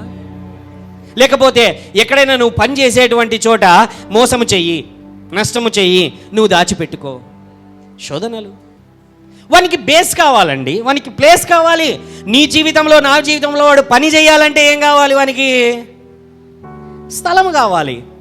నీ అంతరంగ పురుషుడే. హల్లెలూయా. కాబట్టి వాడు ఏం చేస్తాడంటే డైరెక్ట్గా ఇక్కడ అటాక్ చేయలేక, ఎందుకంటే దేవుడు ఉన్నాడు ఇక్కడ, పరిశుద్ధాత్మ దేవుడు నడిపిస్తున్నాడు. వాడు ఏం చేస్తాడంటే నీ మనసును కలుషితం చేస్తాడు, నీ మనసును పాప పంకిలితం చేస్తాడు. నీ మనసు ఏం చేస్తున్నదంటే నీ శరీరమును లాక్కొని వెళ్ళిపోతున్నది. నీ లోపల ఉన్నటువంటి ఆత్మ ఏమో లాగడానికి ప్రయత్నిస్తూ ఉన్నది. పరిశుద్ధాత్మ దేవుడు వద్దు వద్దు, ఈ పని చేయవద్దు. నీ అంతరంగ పురుషుని యొక్క స్వరము, నీ ఇన్నర్ వాయిస్, నీలో ఉంటున్నటువంటి కాన్షియస్నెస్, మనస్సాక్షి, గుడ్ కాన్షియస్నెస్ అది అడుగుతుంటున్నది, వెళ్ళవద్దు. చాలాసార్లు మీరు గమనించుంటారు కదా, నువ్వు ఎక్కడైనా తప్పు చేసేటప్పుడు ఈ పని చెయ్యొద్దు అని నీ లోపల ఒక స్వరం వినపడుతున్నదా? అది ఎవరు కాదు, మనస్సాక్షి. నువ్వు అబద్ధం ఆడుతుంటే నీ లోపల గద్దింపు వస్తున్నది కదా, మనస్సాక్షి. నువ్వు తప్పు చేస్తున్నప్పుడు, పాపం చేస్తున్నప్పుడు, పాపపు వీడియోలు చూస్తున్నప్పుడు నీ లోపల ఒక స్వరము నిన్ను గద్దిస్తున్నది కదా, ఎవరు?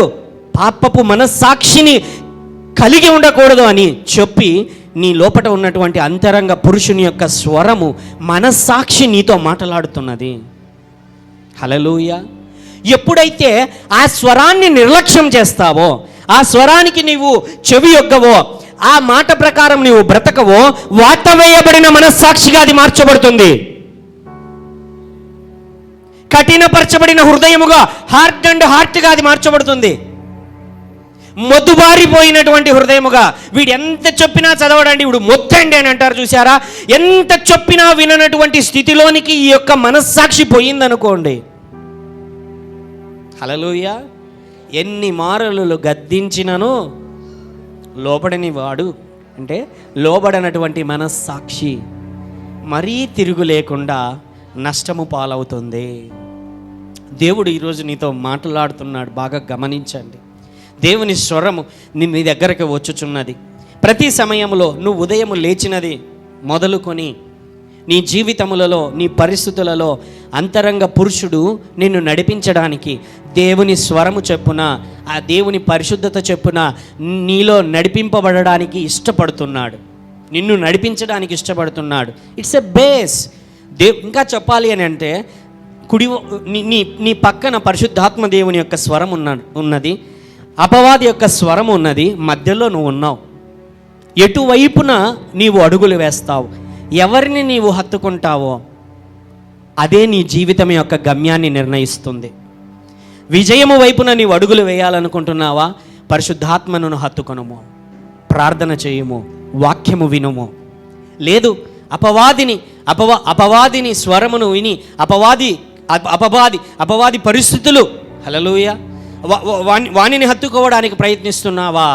అది సీదా తిన్నగా నరకానికే తీసుకుని వెళ్తుంది. పాస్టర్ గారు, నేను రక్షణను పొందుకున్నానండి, నేను బాప్తిసం తీసుకున్నానండి, నేను బల్ల తీసుకుంటున్నానండి, కానీ నువ్వు పాపపు జీవితం జీవిస్తూ ఉంటే బైబిల్లో ఒక మాట ఉంది, అంతము వరకు సహించువాడే, అంతము వరకు విశ్వాసాన్ని కాపాడుకునేవాడే. పౌలు అంటాడు, నా రక్షణను జాగ్రత్తగా కాపాడుకొనొచ్చు, నా పరుగు పందెమును. బైబిల్లో కొన్ని మాటలు ఉన్నాయి, జీవగ్రంథము నుండి వాని పేరు తుడుపు పెట్టుము అంటే రాసిన తర్వాత తుడిపి పెట్టబడుతుందా అంటే తుడిపి పెట్టబడుతుందని బైబిల్ చెప్తా ఉంది. హల్లెలూయా.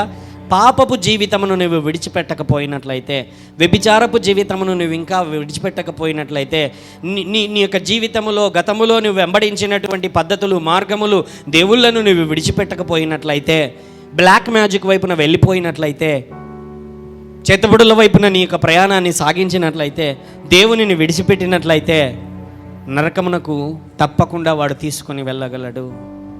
విజయము కావాలా? దేవుని స్వరాన్ని విను. దేవుని స్వరము వినాలి అని అంటే నీ యొక్క మనస్సాక్షి శుద్ధముగా ఉండాలి. ఈ మనస్సాక్షిని శుద్ధి చేయగలిగినది ఎవరో తెలుసా? యేసయ్య రక్తమే. నీ పాపమును కడుగగలదు, నీ మనస్సాక్షిని శుద్ధి చేయగలదు. బాగా గమనించండి. నీ పాపము చేసింటావు, క్షమాపణ అనేది వచ్చి ఉంటుంది, కానీ దేవుడేమో ఇచ్చింటాడు, కానీ నీ మనస్సాక్షి ఇంకా నిన్ను పొడుస్తూనే ఉంటుంది. నువ్వు పాపం చేసావు కదా, దాన్ని నీ సాతాను ఏం చేస్తాడంటే ఆయుధంలాగా మార్చుకుంటాడు. పాపాన్ని క్షమించాడు అనుకుంటున్నావా దేవుడు? లేదు. నీ మనస్సాక్షి చెప్తాడం లేదా నువ్వు పాపం చేసావా, నీ మీద నేరారోపణ ఉంటున్నది, దోషారోపణ ఉంటున్నదని. బైబిల్లో ఒక మాట దగ్గరికి వెళ్దామండి.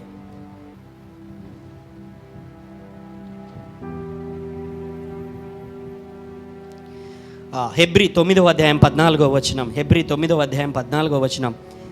నిత్యుడగు ఆత్మ ద్వారా తన్ను తాను దేవునికి నిర్దోషినిగా అర్పించుకొనిన క్రీస్తు యొక్క రక్తము నిర్జీవ క్రియలను విడచి జీవము గల దేవుని సేవించుటకు మీ మనస్సాక్షిని ఎంతో ఎక్కువగా, మీ మనస్సాక్షిని, హెబ్రీ 9వ అధ్యాయం 14వ వచనం, నిర్జీవ క్రియలను విడిచి జీవము గల దేవుని సేవించుటకు మీ మనస్సాక్షిని ఎంతో ఎక్కువగా శుద్ధి చేయను. కొన్నిసార్లు మనం చేసేటువంటి పాపములు క్షమాపణ పొందుకొని వెంటనే మన మనస్సాక్షి క్లియర్ అవుతుంది. అర్థమవుతున్నదా అండి? కొన్నిసార్లు దేవుని దగ్గరికి వెళ్ళి క్షమాపణ అడిగినా, దేవుడు క్షమించినా ఏంటనంటే మన మనస్సాక్షి మర్చిపోదు, మనం మర్చిపోము. అర్థమవుతున్నదా? ఒక కథ నేను వివరిస్తా. ఒక వ్యక్తి తన యవ్వనంలో ఉన్నప్పుడు పాపం చేశాడు. దేవుని దగ్గరికి వెళ్ళాడు, కన్నీరు పెట్టి పశ్చాత్తాపపడి తన జీవితమును దేవుని సన్నిధిలో సమర్పించుకున్నాడు. ఇక ఎన్నటికీ ఆ పాపం చెయ్యలేదు. తర్వాత కొంతకాలానికి అతడు దేవుని యొక్క పిలుపును అందుకొని పరిచారకునిగా తన యొక్క పరిచర్యను మొదలుపెట్టాడు. సంవత్సరములు గడిచిపోయింది. దేవుడు తన ప్రార్థనలన్నింటినీ వింటున్నాడు. అద్భుతములు జరుగుతున్నవి. అనేకులు సువార్తను నమ్మి అతని యొక్క పరిచర్యలలోనికి చేరుతున్నారు. కానీ అతని యొక్క మనస్సులో అతని యొక్క మనస్సు అంటే మనస్సాక్షి ఎప్పుడు కూడా ఒక రకమైనటువంటి పొడవడం అనేది అతనికి ఎప్పుడు ఉన్నదంట. నువ్వు పాపం చేసావు కదా ఒకప్పుడు యవ్వనంలో ఉన్నప్పుడు, నీకు గుర్తులేదా?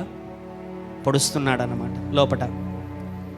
ఒకసారి ఒక ప్రవక్త తన యొక్క సంఘమును దర్శించడం జరిగినప్పుడు సంఘం దర్శించినప్పుడు జరిగినప్పుడు ఏమైనదంటే, ఆయన అన్ని విషయాలు అందరి విషయాలు చెబుతూ ఉంటున్నప్పుడు ఏమైనదంటే, గమనించండి బ్రదర్, నేను నా జీవితంలో ఒక పరిస్థితి గుండా వెళ్ళాను. ఆ పరిస్థితులు ఇప్పటికీ నన్ను బాధిస్తూనే ఉన్నాయి.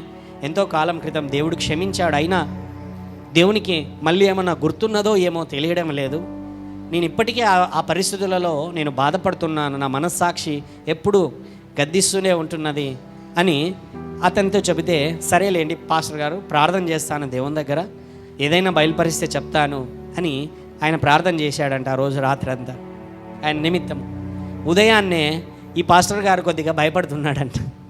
ఏం చెప్పాడో, విషయం బయలుపరిచాడేమో, పాపం బయలుపరిచాడేమో, ఆయన దగ్గర నేను ముఖం ఎట్లా అనే ఆలోచన ఆయనలో ఉన్నది.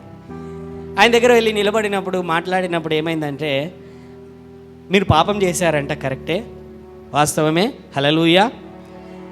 కానీ ఎప్పుడైతే మీరు మొదటిసారి వచ్చి ఆయన ఎదుట పశ్చాత్తాపపడి పాపమును ఒప్పుకున్నారో, నా జీవితంలో ఇక చెయ్యనని విడిచిపెట్టేశారో, ఆ రోజు దాన్ని క్షమించాడంట దేవుడు. ఆ తర్వాత ఇప్పుడు ఆ పాపం ఏంటి అని దేవుణ్ణి అడిగితే దేవుడు చెప్పాడు, మర్చిపోయాడంట. ఏంటి? దేవుడు వదిలిపెట్టేశాడు దాన్ని. దేవుడు దాన్ని మర్చిపోయాడు. దేవుని లిస్టులో అది లేదు. ఎందుకంటే ఆయన రక్తముతో దానిని కొట్టివేశాడు. ఇక అది కనపడదు. హల్లెలూయా.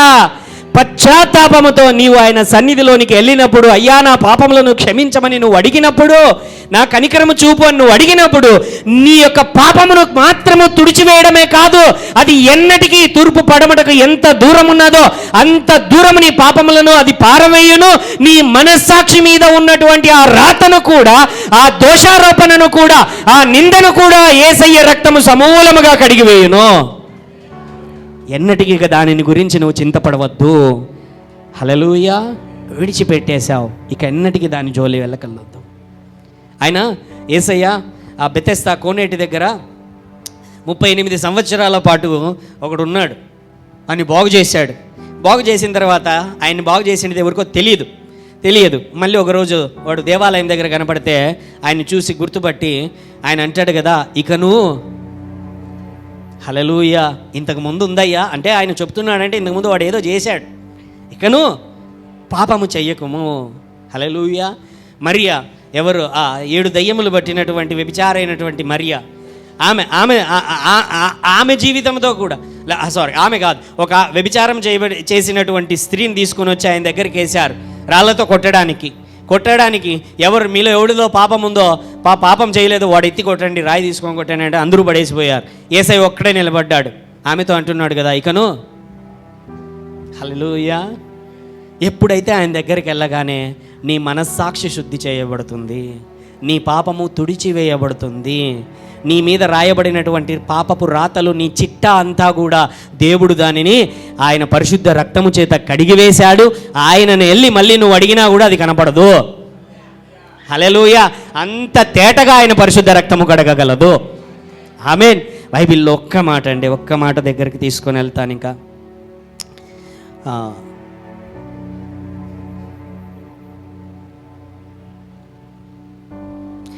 మొదటి యోహాను 3వ అధ్యాయం 21వ వచనం. మొదటి యోహాను 3వ అధ్యాయము 21వ వచనంలో, ప్రియులారా, మన హృదయము మన యందు దోషారోపణ చేయని ఎడల దేవుని ఎదుట ధైర్యము గల వారమగుదము. ఏముంటున్నది దేవుని మాట? హల్లెలూయా. నువ్వు దేవుని ఎదుట ధైర్యము కలిగిన వారు కావాలని ఎంతమంది అనుకుంటున్నారు? హల్లెలూయా. నీ మనస్సాక్షిని శుద్ధముగా ఉంచుకొనము. దోషారోపణ మనస్సాక్షి ఉన్నట్లయితే, నీ హృదయము నీ మీద దోషము మోపుతున్నట్లయితే, నువ్వు దేవుని ఎదుటకు వెళ్ళి నిలబడడానికి నీ మనస్సు ఒప్పుకోదు. బైబిల్లో ఒక పరిసయ్యుడు ఉన్నాడు, ఒక సుంకరు ఉన్నాడు. పరిసయ్యుడు ప్రార్థన చేశాడంట, ఏమని? అయ్యా, ఈ సుంకర్లాగా నేను లేను, వారానికి 2 రోజులు ఉపవాసం ఉంటున్నాను, నా దశమ భాగములు ఇస్తుంటున్నాను, నేను ప్రభువా శుద్ధముగా బతుకుతుంటున్నాను. హల్లెలూయా. వాడు సుంకరి ప్రార్థన చేశాడు, అయ్యా, తల ఎత్తుకునే ధైర్యం లేక నా పాపములను నీవు క్షమించు, నన్ను కడుగుము, పరిశుద్ధపరచుము దేవా. హల్లెలూయా. ఎవరి ప్రార్థన దేవుడు విన్నాడయ్యా? సుంకరి ప్రార్థన. హల్లెలూయా. ఏంటి ఆ ప్రార్థన? మన పాపములను మనము ఒప్పుకొనిన ఎడల ఆయన నమ్మదగిన వాడును నీతిమంతుడును గనక మన పాపములన్నింటినీ ఆయన పరిశుద్ధమైన రక్తము చేత కడిగివేసి దోషారోపణ లేనటువంటి మనస్సాక్షిని హృదయమును మన జీవితంలో కలుగజేసినప్పుడు దేవుని దగ్గరికి వెళ్ళి నువ్వు నిలబడినా ప్రార్థన చేసినా మనమందరము కూడా దేవుని యొక్క స్వరమును జాగ్రత్తగా వినగలము. హల్లెలూయా. ప్రధానమైన కారణం, దేవుని స్వరమును వినలేకపోవడానికి ప్రధానమైన కారణం ఏంటో తెలుసా? మన పాపపు మనస్సాక్షి. సాతాను వస్తాడు, నువ్వు పాపం చేశావు, దేవుడు నీతో మాట్లాడు. ఎలా ఈ పాపాన్ని పోగొట్టుకోవాలా? యేసయ్య రక్తమే. ఎలా నీ దోషారోపణ మనస్సాక్షి పోగొట్టుకోవాలా? యేసయ్య రక్తమే. ఏం చేయాలయ్యా? పశ్చాత్తాపముతో ఆయన సన్నిధిలో నువ్వు అడిగినప్పుడు నీ యొక్క జీవితము, నీ యొక్క శరీరము, నీ యొక్క మనస్సు, నీ యొక్క బుద్ధి అన్నీ కూడా పరిశుద్ధపరచబడతాయి. అప్పుడు పరిశుద్ధాత్మదేవుడు నీ యొక్క జీవితంలో అనుదినము ప్రతి క్షణము పనిచేయడానికి చాలా సులువుగా ఉంటుంది. లేదంటే పోరాడాలను, పాపముతో పోరాడాలి ప్రతిరోజు. హల్లెలూయా. కాబట్టి నేర్చుకుందామండి. దేవుని స్వరాన్ని నువ్వు వినాలనుకుంటున్నావా? నిష్కల్మషమైన, నిందారోపణ లేనటువంటి, దోషారోపణ లేనటువంటి మనస్సాక్షి ఎప్పుడైతే నీలో ఉంటుందో, బైబిల్లో పౌలు అనేకమైన సార్లు అయ్యా మనుషుల ఎదుట దేవుని ఎదుట నా మనస్సాక్షిని అభ్యాసము చేసుకుంటున్నానయ్యా, ఇది నిష్కల్మషముగా ఉండాలని, నేరారోపణ లేకుండా ఉండాలని. ఎక్కడ? మనుషుల ఎదుట దేవుని ఎదుట. ఈ మాటతో నేను ముగిస్తానండి. హల్లెలూయా. అపోస్తలుల కార్యం 23వ అధ్యాయము మొదటి వచనం. అపోస్తలుల కార్యం 23వ అధ్యాయం నేను చదువుతాను. పౌలు మహాసభ వారిని తేరి చూచి, సహోదరులారా, నేను నేటి వరకు కేవలము మంచి మనస్సాక్షి గలవాడనై దేవుని ఎదుటను నడుచుకుంటుననియు దేవుని ఎదుట నడుచుకొనుచుంటినని చెప్పాను. మంచి మనస్సాక్షి దేవుని ఎదుట చెబుతున్నాడు ఆయన. అయ్యా మనుషులందరితో చెబుతున్నాడు, మంచి మనస్సాక్షి నేను కలిగి ఉన్నానయ్యా దేవుని ఎదుట. మంచి మనస్సాక్షి ఆయన లేకపోతే క్రొత్త నిబంధనలో 2 వాక్యాన్ని 2 గ్రంథాలను ఆయన రాసేవాడే కాదు, పత్రికలను ఆయన రాసేటువంటి వాడే కాదు. దేవుడు ఆయన మనస్సాక్షి ఎప్పుడైతే శుద్ధముగా ఉంటుందో దేవుని స్వరము నీవు చక్కగా వినగలవు. ఏం చేయాలయ్యా? మనస్సాక్షిని శుద్ధము చేసుకోవాలి. తర్వాత ఏం చేయాలి? దేవుని సన్నిధిలో వాక్యము చదువుతూ ప్రార్థన చేస్తూ, అయ్యా నువ్వు నాకు కావాలి. నువ్వు ఎప్పుడైతే ఉంటావో దేవుడు ఇంకా ఎక్కువగా నీతో మాట్లాడడం మొదలు పెడతాడు. ఇంకా ఎక్కువగా దేవుని సన్నిధిలో స్వరాన్ని వినాలనుకుంటున్నావా? ఉపవాసం ఉండు. ఏం చేయాలా? ఉపవాసం ఉండు. ప్రత్యేకపరచుకో నీ శరీరాన్ని, నీ టైంని, నీ పరిస్థితులను అన్నీ పక్కన పెట్టి ఉపవాసం అనేది దేవుని యొక్క సన్నిధిలో నీవు ప్రత్యేకపరచుకోవడము. ప్రత్యేకపరచుకుంటే ఇంకా ఎక్కువగా దేవుడు మాట్లాడతాడు. బైబిల్ అంతటిలో ఉపవాసం ఉన్నప్పుడే దేవుడు ఎక్కువ మాట్లాడాడు. హల్లెలూయా. ఉపవాసం కొరకు సిద్ధపడము. మన మందిరంలో రేపు మరునాడు సోమవారము మంగళవారము ఆగస్టు 15 హాలిడే, రేపటి రోజున duty day, what ever it may be. రేపు సాయంత్రం 5:30 గంటల నుంచి 8 గంటల వరకు ఉపవాస ప్రార్థన. రేపు అలాగే మంగళవారం ఉదయం నుంచి మధ్యాహ్నం వరకు యూత్ అందరూ కూడా కలుస్తుంటున్నారు, భాషలలో ప్రార్థన చేయించబోతుంటున్నారు, ఉపవాసంలో ఉంటున్నారు. తర్వాత మరీ సాయంత్రము చర్చ్ అంతటికి కూడా ఏంటంటే ఉపవాస ప్రార్థన. దేవుని స్వరము వినాలనుకుంటున్నా, ఆత్మీయంగా ఎదగాలనుకుంటున్నా, దేవుని యొక్క అభిషేకము పొందుకోవాలనుకుంటున్నా చక్కటి అవకాశము. దేవుని యొక్క వాక్యమును మనము వింటూ హల్లెలూయా దేవుని యొక్క సన్నిధిలో మనం ఎదుగుదాము. అపవాది కార్యములు ఏ విధముగా ఒక వ్యక్తిని ప్రభావితము చేయగలవో, అపవాది రాజ్యము ఎలాగ మనల్ని ఇబ్బంది పెట్టగలదో, అపవాది ఏ విధముగా పని చేయగలదో నేను ఈ 2 రోజుల్లో పంచుకోబోతుంటున్నాను. దేవుని రాజ్యము గురించే కాదు, సాతాను రాజ్యం ఎలాగ పనిచేస్తుందో కూడా మనం తెలుసుకోవాలి. హల్లెలూయా.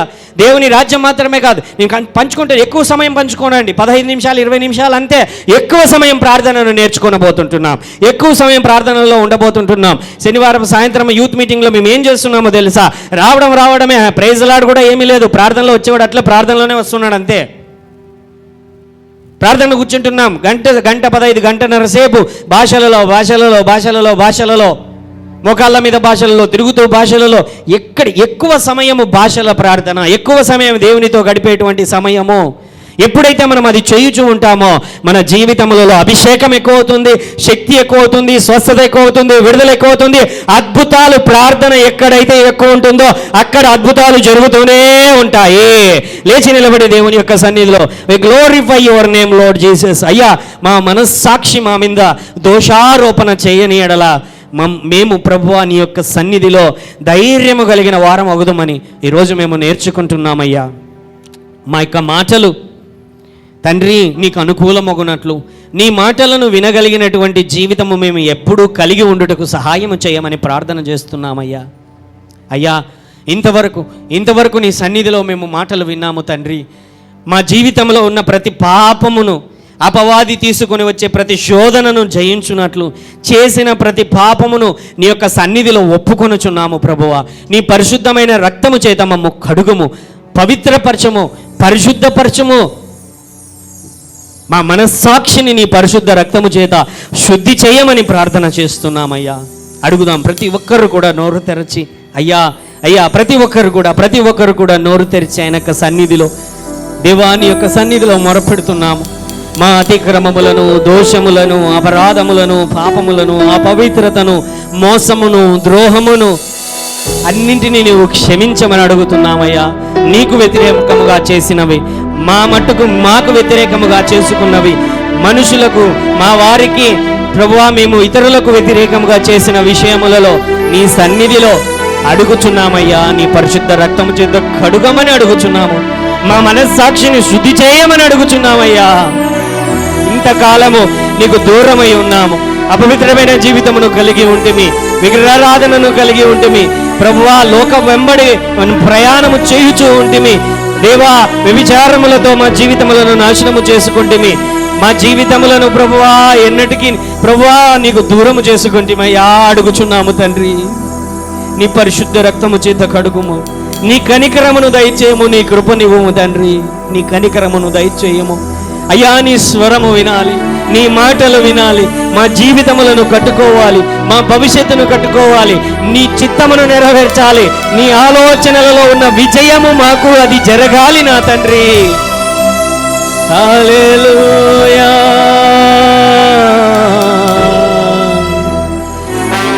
నా పాపములను కడిగిన రక్తము, పరిశుద్ధపరిచిన రక్తము, నీ స్వరము వినున్నట్లు చేసేటువంటి పరిశుద్ధ రక్తము చేత నా మనస్సును, నా ఆత్మను, నా శరీరమును, నా జీవితములను ప్రభువా, మా జీవితములను నా తండ్రి శుద్ధి చేయమని, పరిశుద్ధపరచమని, పవిత్రపరచమని, నీ వెలుగు ప్రభువా ఈ జీవితముల మీద ప్రకాశింపజేయమని, పరిశుద్ధపరచమని, నీ కృపచేత మమ్ము నింపమని, నీ స్వరము వినిపింపజేయమని మీ దాస్తులమైన మేము ఆలకించుచున్నామయ్యా. నీ స్వరమును వినిపింపజేయమని, నీ మాట ఎల్లప్పుడూ మమ్మను నడిపింపజేయమని మీ యేసు నామమును ప్రార్థిస్తున్నాము తండ్రి. ఆమేన్.